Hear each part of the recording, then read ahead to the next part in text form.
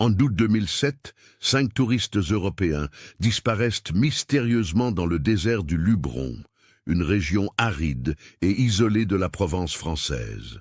Marco Santelli, guide expérimenté de 35 ans, Elena Kovač, photographe professionnel croate, James Richardson, homme d'affaires anglais à la retraite, Astrid Henriksen, biologiste norvégienne, et Klaus Weissmann, ingénieur allemand passionné de photographie.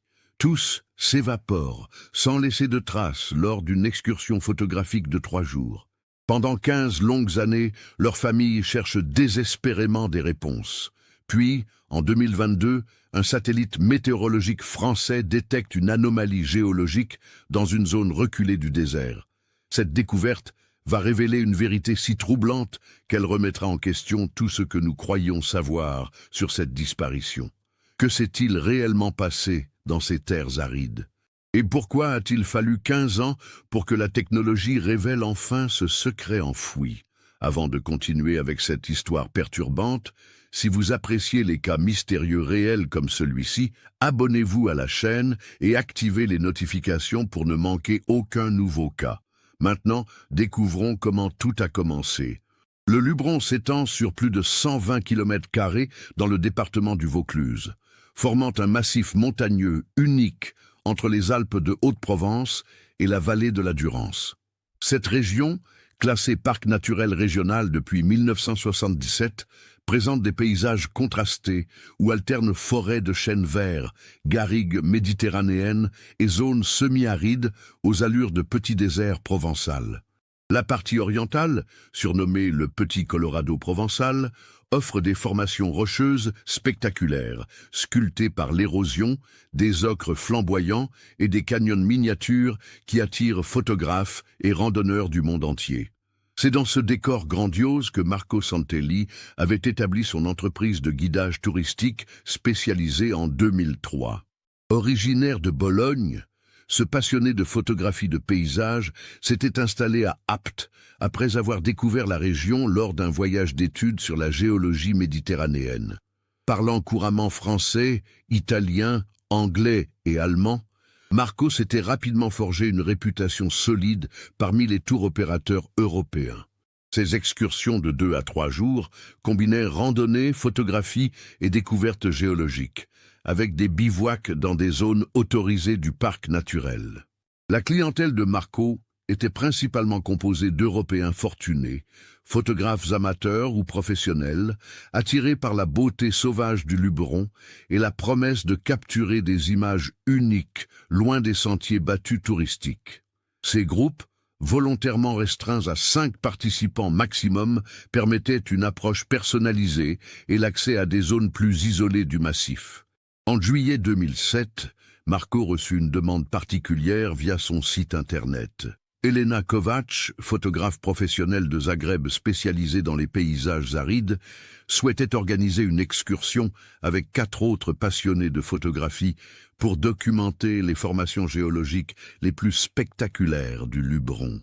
Le groupe était composé de James Richardson, 42 ans, ancien directeur financier de Londres, reconverti dans la photographie après sa retraite anticipée, Astrid Henriksen, 31 ans, biologiste de l'université d'Oslo, étudiant l'adaptation de la flore méditerranéenne aux climats arides, et Klaus Weissmann, 39 ans, ingénieur munichois spécialisé dans les équipements photographiques haute précision. Elena avait insisté pour que l'excursion se déroule dans la partie la plus reculée du massif oriental, là où les formations rocheuses étaient les plus impressionnantes et où l'influence humaine restait minimale.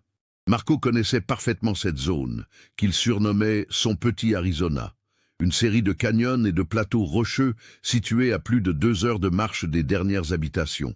La météo de fin août 2007 était idéale. Ciel dégagé, température diurne autour de 28 degrés C, vent faible. Marco avait planifié un itinéraire de 3 jours avec 2 bivouacs, le premier près d'un point d'eau naturel, le second sur un plateau offrant une vue panoramique sur toute la région. Chaque participant portait son propre équipement photographique professionnel, appareil réflexe numérique, Canon et Nikon, objectifs variés, trépied carbone, filtres spécialisés. Le matériel de camping et de survie était réparti entre tous les membres du groupe selon les recommandations de Marco. Le guide avait déposé son autorisation d'excursion en groupe auprès de la maison du parc naturel régional, comme l'exigeait la réglementation. L'itinéraire déclaré suivait les sentiers balisés jusqu'au camp de base, puis s'aventurait dans la zone de découverte libre où les randonneurs expérimentés pouvaient évoluer sous leur propre responsabilité. Le mercredi 22 août 2007, à 7h30 précise, Marco Santelli garait son minibus Volkswagen Crafter sur le parking de terre battue du hameau de Seignon, point de départ traditionnel pour les excursions dans la partie orientale du Luberon. La matinée était fraîche, autour de 18 degrés, avec une brume légère qui s'accrochait encore au versant rocheux. Elena Kovač fut la première à descendre du véhicule, immédiatement suivie par ses 4 compagnons de voyage. L'atmosphère était détendue et enthousiaste. James Richardson plaisantait avec Klaus Weissmann sur le poids de leurs sacs respectifs, chargés d'équipements photographiques impressionnants. Astrid Henriksen consultait déjà ses guides botaniques, impatiente de découvrir certaines espèces endémiques qu'elle n'avait vues qu'en photo. Elena, plus professionnelle, vérifiait méthodiquement son matériel, passant en revue chaque objectif, chaque filtre, chaque batterie de rechange. Marco effectua son briefing de sécurité habituel. Signalement des points d'eau, procédure d'urgence, numéro de téléphone des secours, bien que la couverture mobile soit très limitée dans la zone, point de rendez-vous en cas de séparation involontaire. Il remit à chaque participant une carte détaillée de la région avec l'itinéraire tracé au feutre rouge, ainsi qu'un sifflet de détresse. À 8h15, le groupe s'élança sur le sentier de grande randonnée qui serpentait à travers les chênes verts et les buissons de thym sauvage. La progression était régulière, ponctuée d'arrêts photographiques fréquents. Klaus documentait méticuleusement chaque formation géologique, Astrid collectait des échantillons de végétation dans ses sachets d'herborisation, James s'extasiait devant chaque panorama avec l'enthousiasme du néophyte. Vers 11h30, après une montée soutenue de 3 heures, le groupe atteignit le premier point de vue remarquable. Un plateau rocheux d'où s'ouvrait une perspective époustouflante sur les crêtes du Luberon.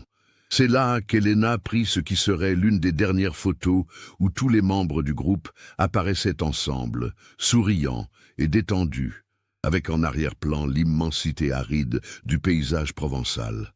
La pause déjeuner eut lieu à l'ombre d'un surplomb rocheux. Marco partagea ses connaissances sur la géologie locale. Ces roches calcaires du Crétacé supérieur, sculptées par des millions d'années d'érosion, ces fossiles d'ammonite visibles dans certaines strates, cette coloration ocre due aux oxydes de fer. Les questions fusaient, l'ambiance était studieuse mais décontractée. L'après-midi fut consacré à l'exploration d'un système de petits canyons, que Marco surnommait les gorges secrètes. C'était sa spécialité, cette zone qu'aucun autre guide ne fréquentait, accessible uniquement aux groupes restreints et expérimentés. Les formations rocheuses y étaient particulièrement spectaculaires. Des arches naturelles, des cheminées de fées, des concrétions calcaires aux formes fantasmagoriques, c'est dans ce labyrinthe minéral que le groupe établit son premier bivouac, près d'une source naturelle qui coulait entre les rochers. Marco avait choisi cet emplacement pour sa beauté, mais aussi pour son aspect pratique, eau potable, protection contre le vent, terrain plat pour les tentes. Les participants montèrent leurs abris individuels avec l'efficacité de randonneurs expérimentés. La soirée se déroula dans une atmosphère chaleureuse. Autour du réchaud à gaz de Marco, chacun partagea ses impressions de la journée. Elena montra sur l'écran de son appareil photo numérique quelques-unes des images qu'elle avait capturées. Des jeux d'ombre et de lumière sur la roche calcaire, des détails de texture impossibles à percevoir à l'œil nu, des cadrages audacieux qui révélaient la géométrie cachée du paysage.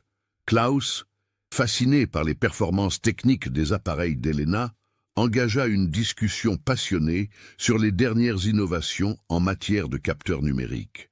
James et Astrid, plus contemplatifs, admiraient en silence le spectacle grandiose du coucher de soleil sur les crêtes du Luberon.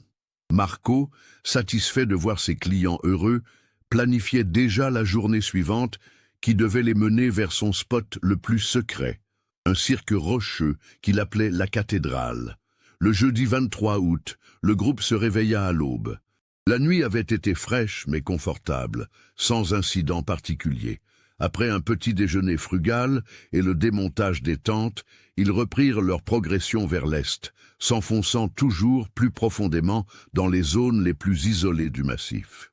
C'est vers 14h30 que Marco conduisit ses clients vers ce qu'il considérait comme le joyau de la région.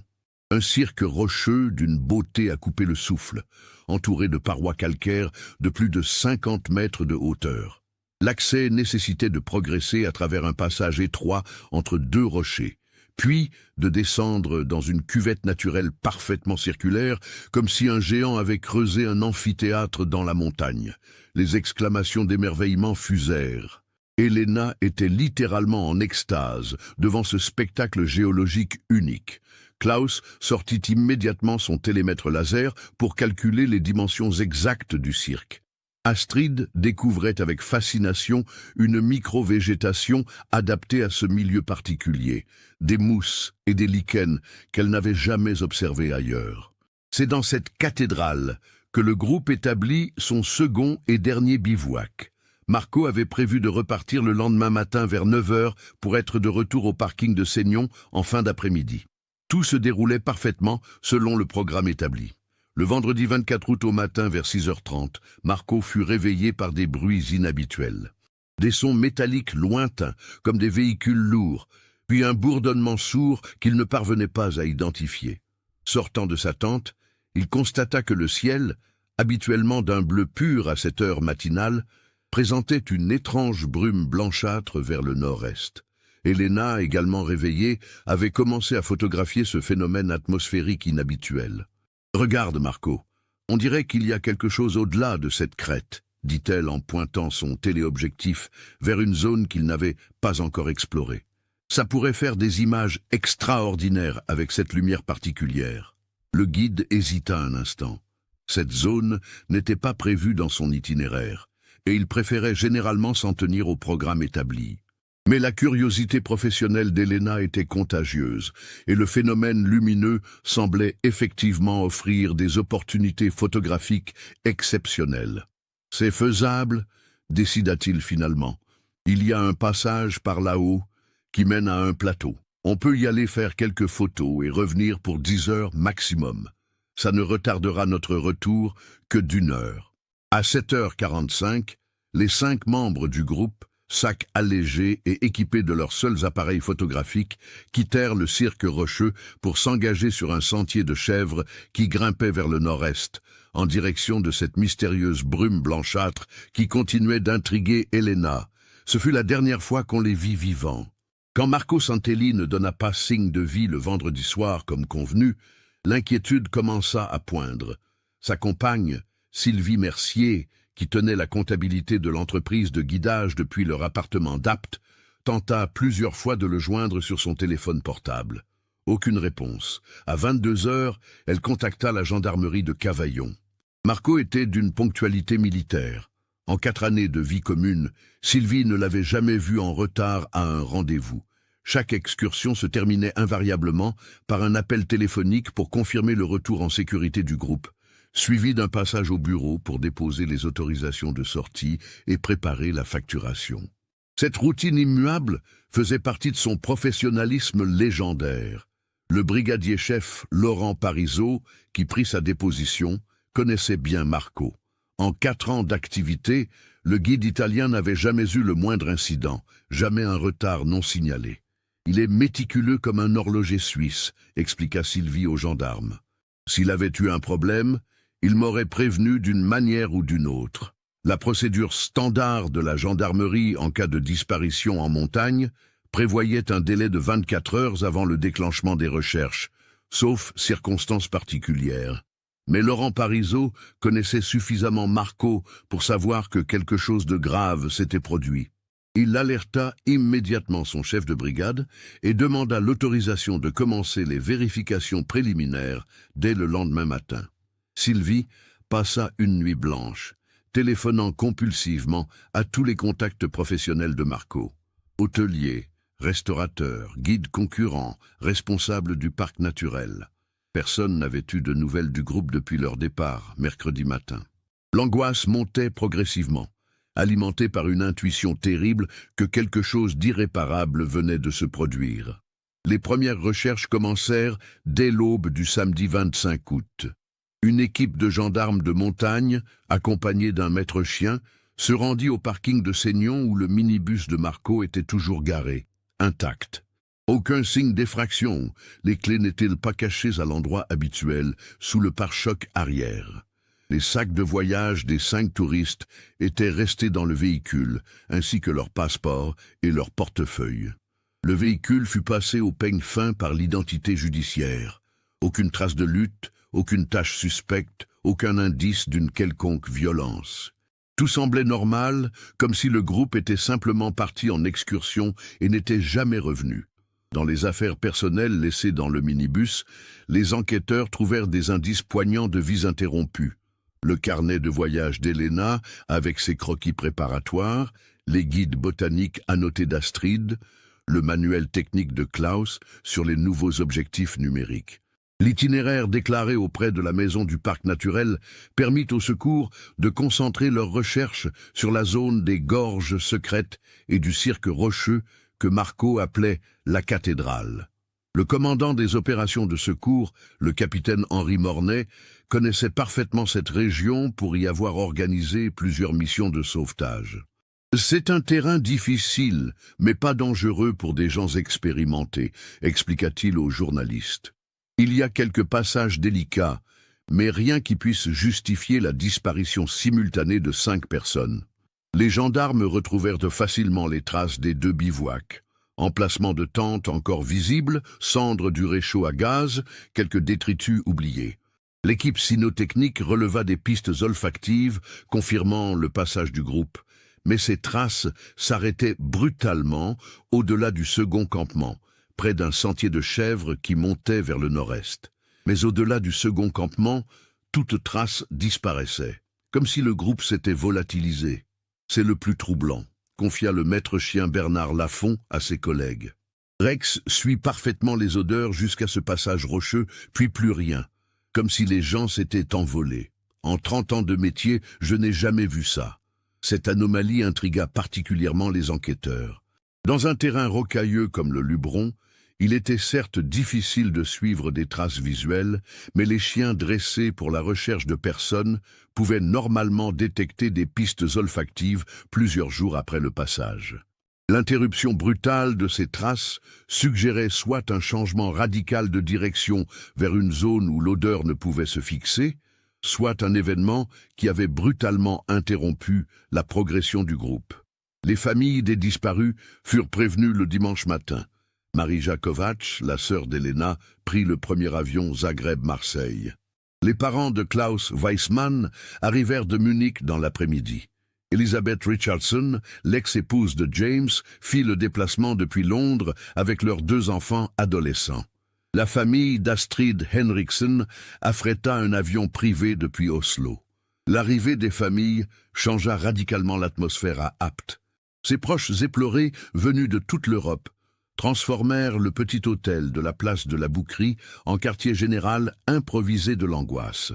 Marija Kovacs, identique à sa sœur jumelle, bouleversa tous ceux qui l'approchaient. « C'est comme voir Elena revenir d'entre les morts », murmura Sylvie Mercier en la croisant dans le hall de l'hôtel. Les parents Weissmann, Ingrid et Friedrich manifestaient cette douleur contenue typiquement allemande. Lui, ancien ingénieur comme son fils, analysait méthodiquement tous les éléments de l'enquête, cherchant une explication rationnelle à l'inexplicable. Elle, plus émotionnelle, ne cessait de répéter « Klaus est si prudent, si méticuleux, il ne se serait jamais mis en danger volontairement. » Elizabeth Richardson gérait la situation avec le pragmatisme britannique, protégeant ses enfants des médias tout en collaborant étroitement avec les enquêteurs. Michael et Sarah, 14 et 16 ans, découvraient brutalement que leur père, parti pour de simples vacances photographiques, avait peut-être perdu la vie dans les montagnes provençales. Erik Henriksen, le père d'Astrid, impressionné par son calme apparent. Ancien colonel de l'armée norvégienne, habitué aux situations de crise, il avait immédiatement pris contact avec l'ambassade de Norvège à Paris pour s'assurer que toutes les ressources diplomatiques seraient mobilisées. « Ma fille connaît la montagne mieux que quiconque », répétait-il aux journalistes. « Si elle a disparu, c'est qu'il s'est passé quelque chose d'exceptionnel. » Pendant une semaine, les recherches s'intensifièrent. Hélicoptères de la sécurité civile, équipes cynotechniques, spéléologues pour explorer les nombreuses grottes de la région, plongeurs pour sonder les points d'eau profonds. Plus de 100 personnes participèrent aux battues, incluant des bénévoles de la commune d'Apt et des associations de randonneurs locales. Le dispositif de recherche était impressionnant. 3 hélicoptères écureuils de la sécurité civile survolaient quotidiennement la zone, équipés de caméras thermiques capables de détecter une signature de chaleur humaine jusqu'à plusieurs kilomètres. Des équipes de spéléologues de Marseille et d'Avignon explorèrent systématiquement les 47 grottes et avens recensées dans un rayon de 10 kilomètres autour du dernier bivouac. Les plongeurs de la gendarmerie nationale sondèrent tous les points d'eau profonds, les quelques mares permanentes du massif, les résurgences karstiques, même les citernes d'eau de pluie abandonnées par d'anciens bergers. Le commandant Mornay ne négligeait aucune piste. En montagne, on a déjà retrouvé des victimes dans des endroits totalement improbables. Il faut vérifier tout, même ce qui semble impossible. Les bénévoles civils, coordonnés par la protection civile du Vaucluse, ratissaient méthodiquement les secteurs les moins accidentés. Parmi eux, de nombreux habitants d'Apt qui connaissaient Marco et voulaient participer aux recherches. « Marco, c'est quelqu'un de chez nous maintenant », expliquait Michel Barthélémy, président de l'association locale de randonnée. « Un guide comme lui, ça ne disparaît pas comme ça. On va le retrouver. » Mais malgré cette mobilisation exceptionnelle, aucun indice ne fut découvert. Aucun fragment de vêtement accroché à un buisson, aucun équipement photographique oublié, aucune trace de passage récent sur les sentiers secondaires. C'était comme si 5 personnes s'étaient littéralement évaporées dans l'air sec du Luberon. Aucun indice, aucune trace. Comme si la Terre avait englouti 5 personnes. Cette absence totale d'indices commençait à perturber même les sauveteurs les plus expérimentés. « En 40 ans de recherche en montagne, j'ai toujours trouvé quelque chose », confiait le commandant Mornay à ses collègues lors d'un briefing nocturne. Un bouton, un lacet, une trace de passage, quelque chose. Là, c'est le vide absolu, ça ne colle pas. Les théories les plus diverses commencèrent à circuler parmi les sauveteurs. Certains évoquaient la possibilité d'une chute collective dans un aven non répertorié, ces puits naturels creusés par l'érosion karstique et parfois dissimulés par la végétation. D'autres pensaient à un enlèvement, bien qu'aucun élément ne vienne étayer cette hypothèse. Les plus pragmatiques suggéraient que le groupe avait pu se perdre et s'aventurer dans une zone dangereuse située au-delà du périmètre de recherche initiale. L'enquête officielle, menée par le capitaine Michel Durand de la section de recherche de Marseille, explora toutes les pistes possibles. Accident? Mais où étaient les corps? Agression? Aucun élément ne l'indiquait, et pourquoi s'en prendre à des touristes inoffensifs? Fugue collective? Impensable, compte tenu des profils des disparus. Le capitaine Durand était un enquêteur méticuleux, habitué aux affaires complexes. Il interrogea longuement Sylvie Mercier sur la personnalité de Marco, ses habitudes, ses relations professionnelles. Y avait-il des tensions avec des concurrents, des problèmes financiers, des menaces quelconques? Toutes les réponses étaient négatives. Marco était respecté dans la profession. Son entreprise était florissante. Il n'avait aucun ennemi connu. L'enquête s'orienta également vers les clients. Les familles furent interrogées sur les motivations réelles de leurs proches pour ce voyage. Elena Kovacs était-elle vraiment venue pour des raisons purement photographiques? James Richardson avait-il des activités secondaires que son ex-épouse ignorait? Klaus Weissmann était-il impliqué dans des recherches confidentielles qui auraient pu motiver un enlèvement? Astrid Henriksen travaillait-elle sur des projets sensibles dans le domaine environnemental? Toutes ces pistes furent explorées minutieusement et se révélèrent sans fondement.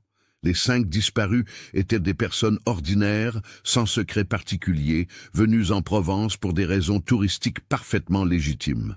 Les téléphones portables des 5 personnes furent géolocalisés par les opérateurs. Dernière connexion détectée, vendredi 24 août, 7h32, près du Cirque Rocheux. Puis plus rien, comme si les appareils avaient été simultanément détruits ou placés dans une zone sans aucune couverture réseau. Cette simultanéité troublait particulièrement les enquêteurs. Que 5 téléphones perdent simultanément tout signal était hautement improbable, même dans une zone de montagne. Les ingénieurs d'Orange et de SFR, consultés par la gendarmerie, confirmèrent que même en terrain difficile, au moins un appareil aurait dû maintenir une connexion intermittente pendant plusieurs heures. L'analyse des dernières communications était tout aussi déconcertante. Marco avait envoyé un SMS à Sylvie jeudi soir. « Tout va bien, magnifique journée, à demain soir ». Elena avait publié une photo sur son blog professionnel jeudi à 21h15. Un coucher de soleil sur les crêtes du Luberon avec pour légende « Paradise found in Provence ». Klaus avait appelé ses parents jeudi vers 20h pour leur dire que l'excursion se déroulait parfaitement. Tous ces messages respiraient la sérénité et l'enthousiasme. Aucune mention d'un problème, d'une inquiétude, d'un changement de programme. Et pourtant, quelques heures plus tard, les 5 personnes disparaissaient sans laisser de traces. Elena Kovacs avait envoyé un dernier courriel à sa sœur le jeudi soir depuis son ordinateur portable alimenté par batterie. Journée fantastique, paysage à couper le souffle. Marco nous emmène demain voir son endroit secret, j'ai hâte. Bisous, Elena. Le message, d'une banalité désarmante, fut analysé sous tous les angles par les enquêteurs. Rien n'y laissait supposer le moindre problème. Les médias s'emparèrent de l'affaire. 5 touristes volatilisés dans le Luberon, titrait La Provence. Le mystère des gorges secrètes, renchérissait Le Figaro. L'histoire fit même l'ouverture du journal télévisé de France 2. Cette médiatisation massive attira dans la région une foule de curieux, de pseudo-détectives amateurs et de journalistes en quête de scoops. Pendant des mois, les théories les plus farfelues circulèrent. Certains évoquaient une secte mystérieuse qui enlèverait des randonneurs pour des rituels occultes. D'autres parlaient de trafiquants de drogue qui auraient éliminé des témoins gênants. Les plus imaginatifs suggéraient même un enlèvement extraterrestre, le Luberon étant réputé pour ses nombreuses observations d'ovnis. Sylvie Mercier, anéantie par la disparition de Marco, dut fermer l'entreprise de guidage. Elle quitta Apt 6 mois plus tard, incapable de supporter les regards de compassion et les questions incessantes. Elle retourna vivre chez ses parents à Toulon, où elle sombra dans une dépression sévère qui nécessita plusieurs hospitalisations. Marija Kovacs ne se remit jamais de la perte de sa sœur jumelle. Photographe amateur elle aussi, elle abandonna définitivement la photographie, incapable de tenir un appareil sans penser à Elena. Elle créa une association, Elena dans nos cœurs, qui militait pour l'amélioration de la sécurité dans les parcs naturels et le renforcement des procédures de recherche.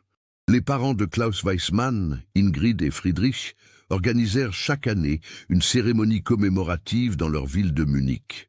Ils ne cessèrent jamais d'espérer des nouvelles de leur fils unique, consultant régulièrement des médiums et des voyants, dépensant leurs économies dans des recherches privées menées par d'anciens policiers reconvertis en détectives. Elisabeth Richardson fut peut-être celle qui géra le mieux cette tragédie pour ses enfants.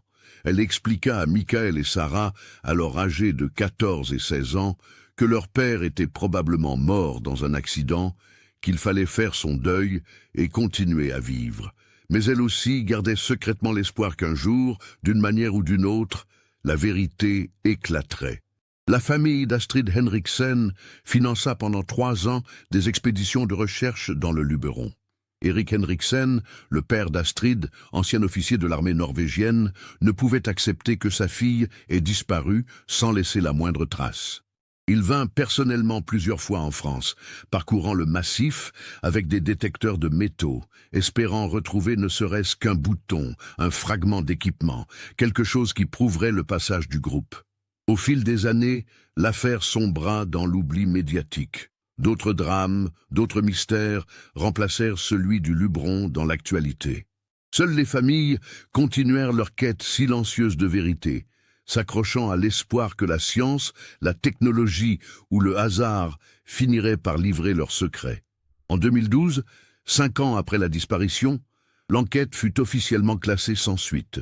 Les dossiers rejoignirent les archives de la gendarmerie avec la mention « disparition inexpliquée », présomption de décès accidentel.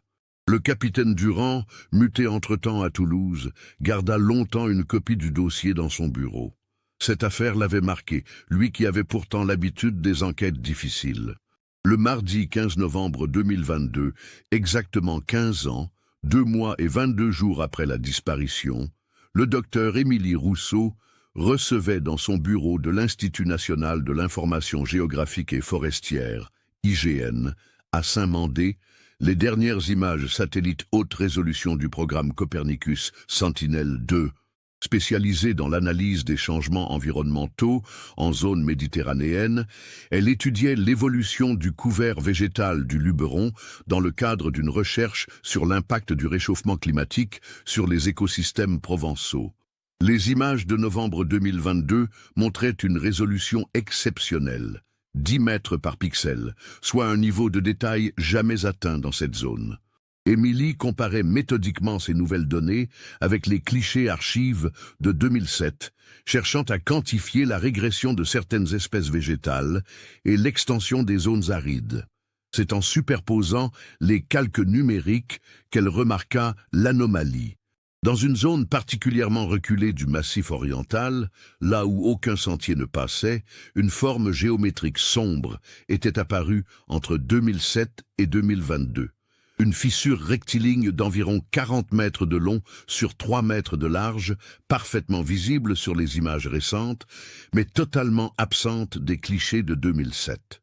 Intriguée, Émilie zooma sur la zone. La résolution lui permettait de distinguer des détails troublants. Cette fissure ne ressemblait pas à une formation naturelle habituelle. Ses bords étaient trop nets, trop réguliers. Elle semblait plutôt résulter d'un effondrement ou d'une ouverture progressive de la roche calcaire. Par curiosité professionnelle, elle consulta les archives météorologiques de la région. Aucun séisme significatif n'avait été enregistré dans le Luberon depuis 2007. Aucune explosion, aucun chantier, aucune activité humaine recensée dans cette zone inhabitable. Alors, qu'est-ce qui avait pu causer l'apparition de cette fissure ? Émilie décida de programmer une mission de vérification sur le terrain. En tant que chercheuse de l'IGN, elle avait accès aux autorisations spéciales pour explorer les zones protégées du parc naturel régional. Elle contacta Jean-Pierre Fabre, garde forestier expérimenté qui connaissait le Luberon comme sa poche, pour organiser une reconnaissance de la zone. Le vendredi 25 novembre 2022, par une matinée claire et ensoleillée, Émilie et Jean-Pierre s'engagèrent sur un sentier de chèvres qui menait vers les coordonnées GPS relevées sur l'image satellite. Équipés d'un drone de reconnaissance, de matériel de géolocalisation précis et de cordes d'escalade, ils progressaient lentement dans un terrain particulièrement accidenté. « Je ne suis jamais venu par ici en 30 ans de métier », avoua Jean-Pierre, en s'arrêtant pour consulter sa carte. C'est vraiment le bout du monde. Même les chasseurs évitent cette zone. Il n'y a rien à part de la caillasse. Après 3 heures de marche difficile, ils atteignirent la zone indiquée par le satellite.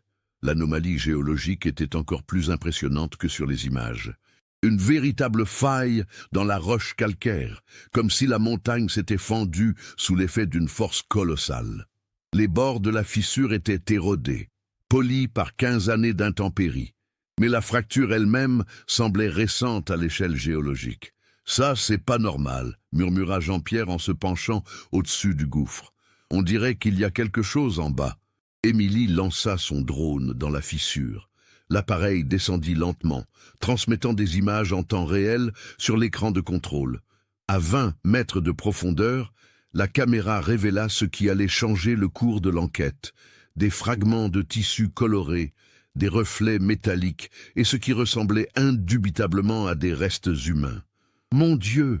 souffla Émilie. « Il faut prévenir la gendarmerie immédiatement. » L'appel au centre opérationnel de Cavaillon fut passé à 14h37. En moins d'une heure, une équipe de gendarmes spécialisés en recherche montagne était sur place, accompagnée du procureur de la République d'Avignon et du médecin légiste départemental. La descente dans la faille nécessita l'intervention d'une équipe de spéléosecours venue de Marseille. Le brigadier-chef Sébastien Moreau, spécialiste des interventions en milieu rocheux, fut le premier à descendre dans ce qui ressemblait de plus en plus à une tombe naturelle. Ce qu'il découvrit au fond de la crevasse dépassait toutes les prévisions. 5 corps momifiés par l'air sec du Luberon, dans un état de conservation exceptionnel, mais surtout éparpillés autour des dépouilles, un véritable trésor archéologique moderne, appareil photographique numérique, objectif professionnel, trépied, sac à dos, vêtements techniques, cartes de randonnée, tout l'équipement d'un groupe de photographes. « On dirait qu'ils sont morts hier », communiqua Moreau par radio depuis le fond de la faille. L'air sec a parfaitement conservé les corps et le matériel. Il y a même des appareils photo qui semblent encore fonctionnels. L'identification fut rapide. Les passeports retrouvés dans les sacs à dos confirmèrent ce que tout le monde soupçonnait déjà. Marco Santelli, Elena Kovacs, James Richardson, Astrid Henriksen et Klaus Weissmann. Après 15 ans de mystère, les 5 disparus du Luberon venèrent d'être retrouvés. Mais cette découverte soulevait plus de questions qu'elle n'apportait de réponses. Comment 5 personnes expérimentées avaient-elles pu tomber dans cette fissure? Pourquoi aucune trace de leur passage n'avait été retrouvée lors des recherches de 2007? Et surtout, comment cette crevasse avait-elle pu rester invisible pendant 15 ans avant d'apparaître soudainement sur les images satellites?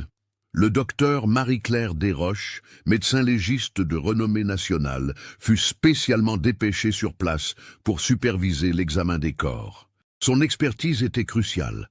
Dans un environnement aussi particulier, seule une analyse minutieuse pourrait déterminer les circonstances exactes de la mort. La momification naturelle a préservé une quantité impressionnante d'indices, expliqua-t-elle au procureur. Nous devrions pouvoir déterminer non seulement la cause du décès, mais aussi reconstituer précisément les événements qui ont conduit à leur chute. Pendant que les corps étaient remontés avec d'infinies précautions, une autre équipe se concentrait sur l'équipement photographique. Les appareils numériques, protégés par leurs coques étanches professionnelles, avaient résisté à 15 années d'humidité souterraine. Les cartes mémoire étaient intactes. Le capitaine Nathalie Dubois, nouvellement affectée à la section de recherche de Marseille et chargée de reprendre l'enquête, fit transférer immédiatement tout le matériel informatique au laboratoire de police scientifique de Lyon. L'extraction des données photographiques était prioritaire. Ces images constituaient potentiellement les derniers témoignages des disparus. L'annonce de la découverte fit l'effet d'une bombe médiatique. 15 ans après, l'affaire du Luberon revenait en première page de tous les journaux. Les familles des victimes, prévenues dans la matinée, convergèrent vers Avignon, où leurs proches allaient enfin pouvoir être identifiés formellement. Marija Kovacs, maintenant âgée de 43 ans et mère de 2 enfants, fondit en larmes en apprenant la nouvelle. « Enfin, je vais pouvoir faire mon deuil », sanglota-t-elle au téléphone avec le magistrat instructeur. 15 ans à me demander si Elena était morte ou vivante quelque part. 15 ans d'espoir et de cauchemar. Les parents de Klaus Weissmann, aujourd'hui octogénaires, accueillirent la nouvelle avec un mélange de soulagement et d'amertume. « Nous savions qu'il était mort », confia Friedrich Weissmann à la presse allemande. « Mais nous voulions comprendre pourquoi. Maintenant, peut-être que nous allons enfin avoir des réponses. » Elisabeth Richardson, remariée depuis 2015, dut expliquer à ses enfants, désormais adultes, que le corps de leur père avait été retrouvé.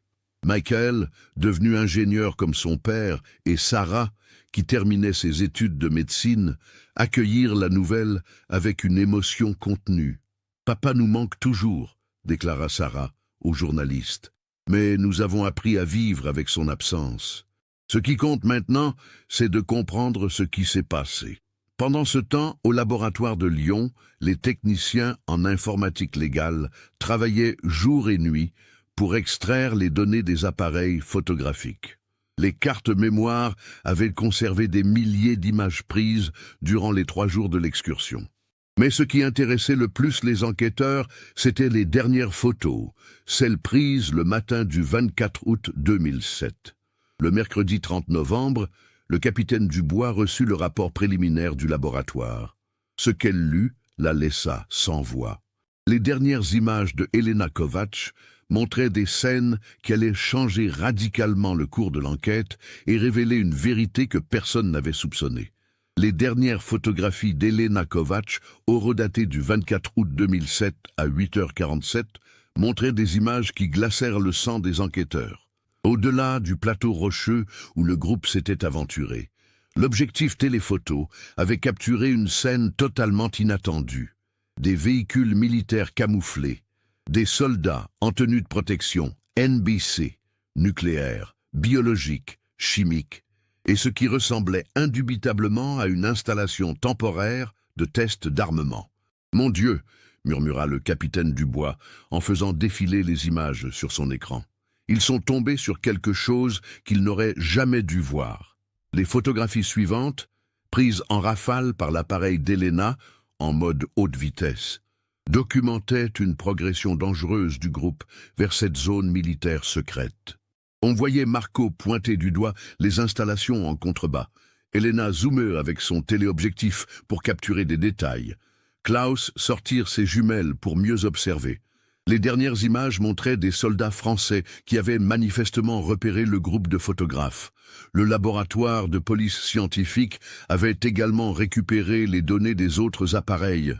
James Richardson avait filmé avec sa caméra vidéo les derniers instants. On l'entendait chuchoter « Qu'est-ce qu'ils font là? Ce ne sont pas des manœuvres normales ».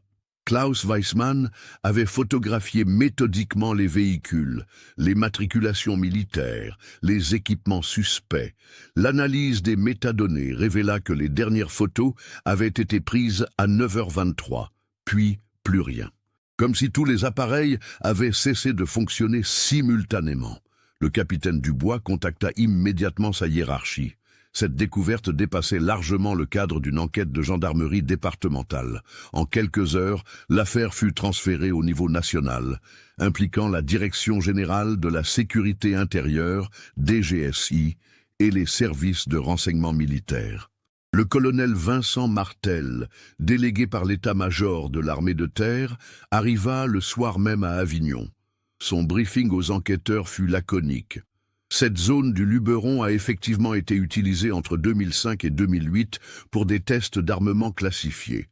Opération Mistral Sec, niveau secret défense, je ne peux pas vous en dire plus. Mes touristes sont morts à cause de vos expériences secrètes, s'insurgea le capitaine Dubois. Je ne confirme ni n'infirme rien, capitaine. Cette affaire relève désormais de la sécurité nationale. Votre enquête va être réorientée. Mais Nathalie Dubois n'était pas femme à se laisser impressionner par les pressions hiérarchiques. Discrètement, elle poursuivit ses recherches. L'analyse géologique de la faille, où avaient été retrouvés les corps, révéla des traces d'explosifs militaires datant de 15 ans. Les légistes découvrirent sur les vêtements des victimes des résidus chimiques compatibles avec des agents de guerre chimiques expérimentaux. L'autopsie des corps momifiés apporta les preuves définitives. Le docteur Desroches découvrit dans les poumons d'Elena et de Marco des traces d'un agent neurotoxique expérimental, le VG-117, développé par l'armée française dans le cadre de recherches sur les armes chimiques non létales. Ces personnes ont été empoisonnées, annonça-t-elle au capitaine Dubois. Pas accidentellement. Les concentrations détectées indiquent une exposition volontaire et massive. La reconstitution des événements, établie grâce aux photographies et aux analyses scientifiques, révéla la véritable tragédie du 24 août 2007. En s'aventurant au-delà de leur zone autorisée pour photographier la mystérieuse brume matinale, le groupe de Marco Santelli était tombé par hasard sur l'opération Mistral Sec, un programme militaire ultra secret de tests d'armes chimiques dans le désert du Luberon. Cette opération, menée par une unité spéciale de l'armée française, violait plusieurs traités internationaux sur l'interdiction des armes chimiques.